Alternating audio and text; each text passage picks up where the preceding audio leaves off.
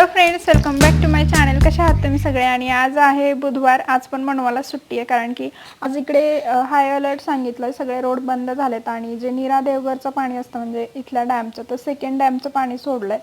त्यामुळे आता ही जी समोर मी तुम्हाला घरासमोर नदी दाखवते ना, तर त्या नदीतून पाणी जातं. बट इकडे आमच्या दारात इकडच्या साईडला येत नाही. ते नदी सरळ जी नदी जाते तिकडून पुलाच्या खालून ते पाणी जातं. तर आज ते पाणी पुलापर्यंत येण्याची शक्यता आहे, पुलाच्या वरती. तर काय झालं, रात्री जवळपास 8च्या दरम्यान हाय अलर्टचं ते जे वाजवतात, सांगतात, अनाऊन्समेंट करतात ना, तर गावात ती झाली. आणि त्यावेळी नेमके जे आहे पंकज बाहेर गेलेले होते, तर पटकन मग त्यांना फोन, मग थोडी गडबड झाली वगैरे. आणि सतत माइंडमध्ये तेच राहत आहे की पाणी येतं आहे, पूर येतो आहे, पाणी येतं आहे. आणि काल तर खूप घाबरलेलो आम्ही.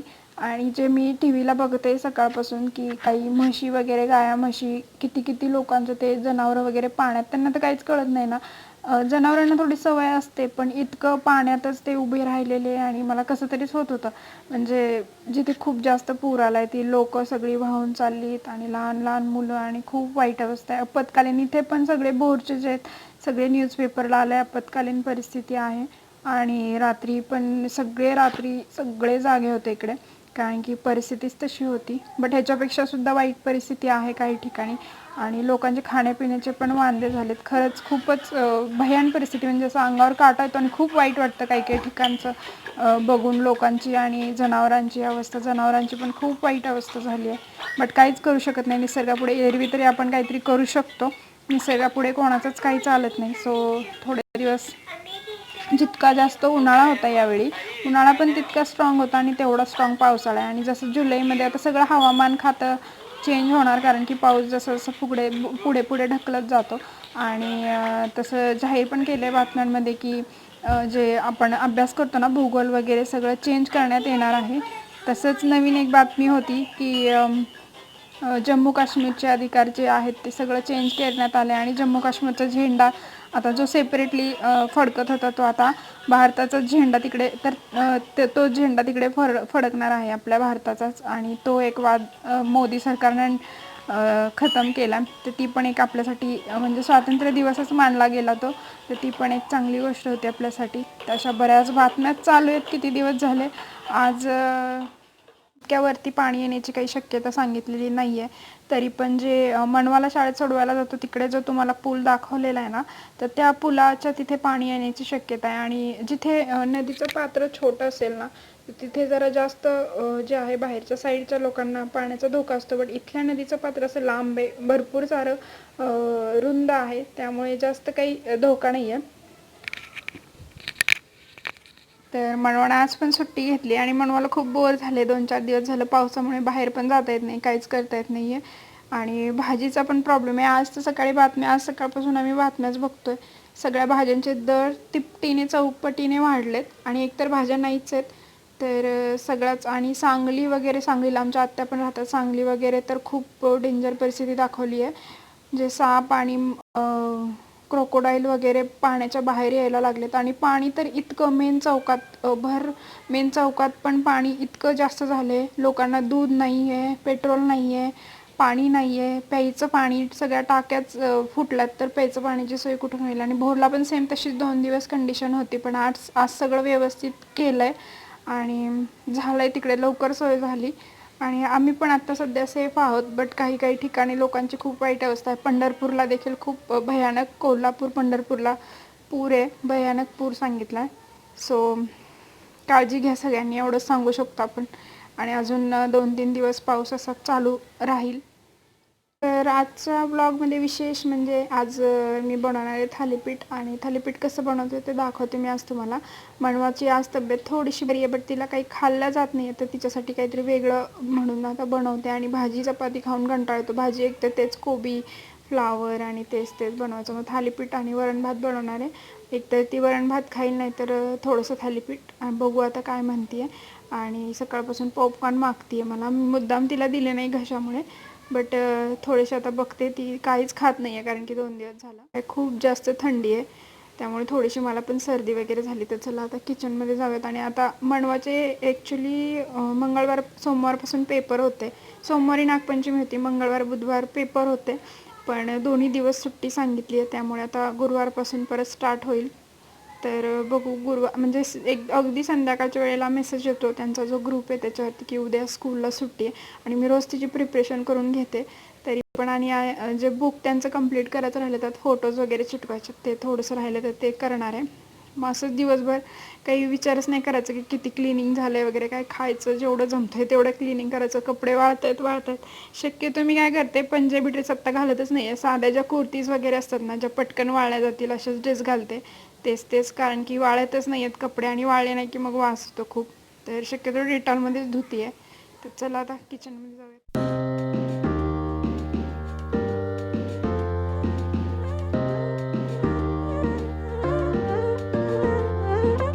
Close your eyes. Would you dream for me some paradise? Tell me who you see, 'cause I think I do want you next to me.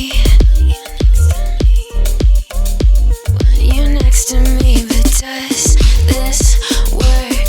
'Cause I know I can't get to you. I like the chase, and I know you do too. Am I just in love with the idea of you? 'Cause I'd cross a million seas. Would you do that for me?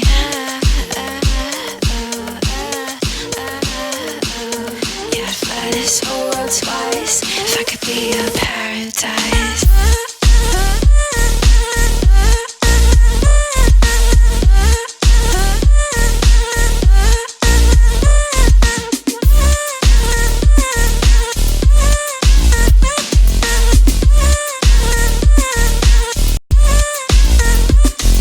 Close your eyes. Will you dream for me some paradise? Tell me who you see, 'cause I think I know what you mean to me.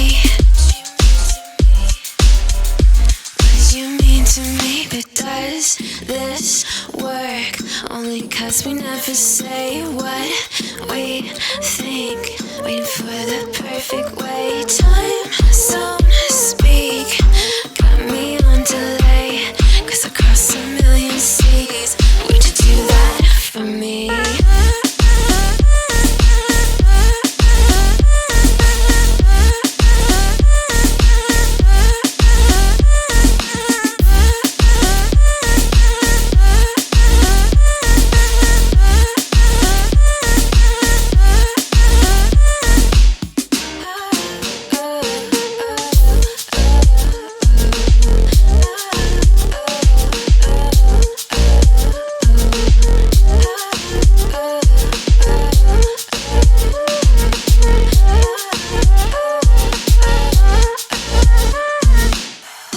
Goddamn road 3 times, and I'd run all the red lights, across a million seas, just to have you next to me. Paris and Tokyo, I go where I have to go. Screw geography, but would you do that for me?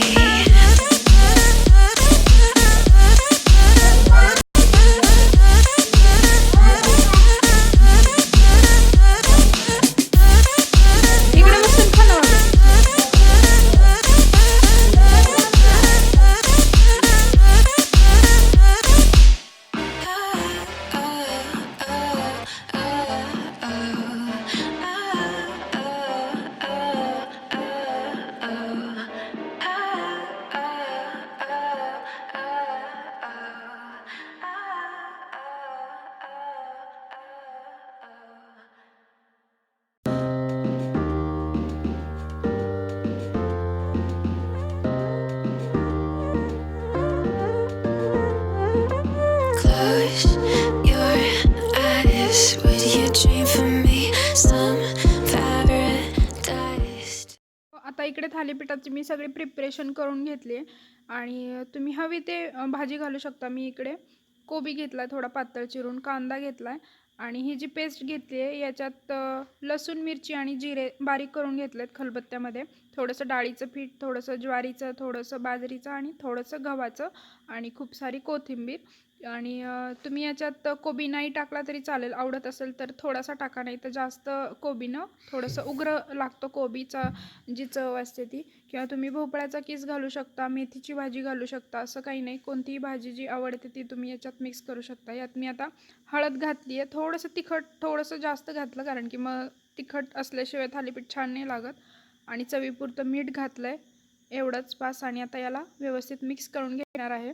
आणि भाजणी पण मी एकदा बनवून ठेवणार आहे. सध्या माझ्याकडे भाजणी नाही आहे, भाजणी बनवायची आहे, पण त्याची रेसिपी पण मी नक्की शेअर करेल.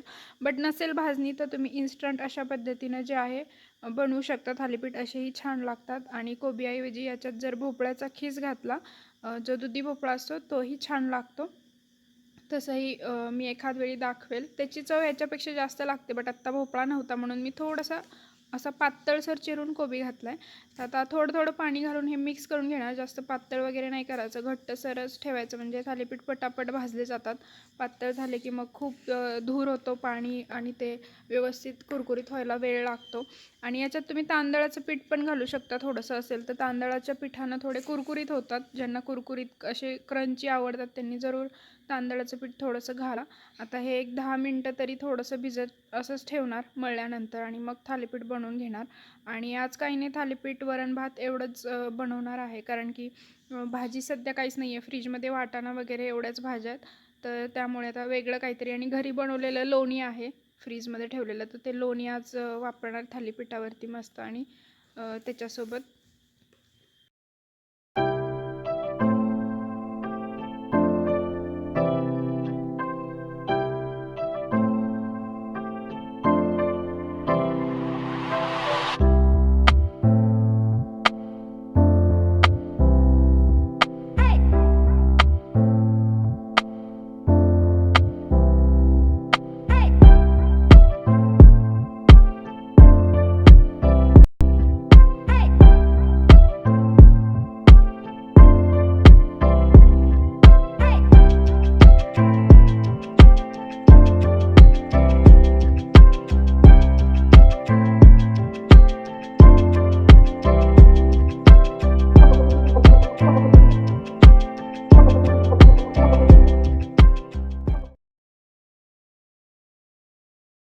जेवण करून घेते आणि मनवाला पण जेवायला घालायचे.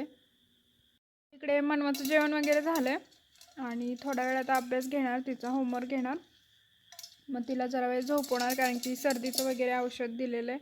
आणि तिनं करायला जे पेजेस सांगितलेले आहेत क्लासमध्ये ते सोडून तिसरेच काय काय खराब करून ठेवले, तर ते आधी मी रफ करून घेते, स्वच्छ बुक करून घेते आणि मग तिचा होमवर्क करून घेणार.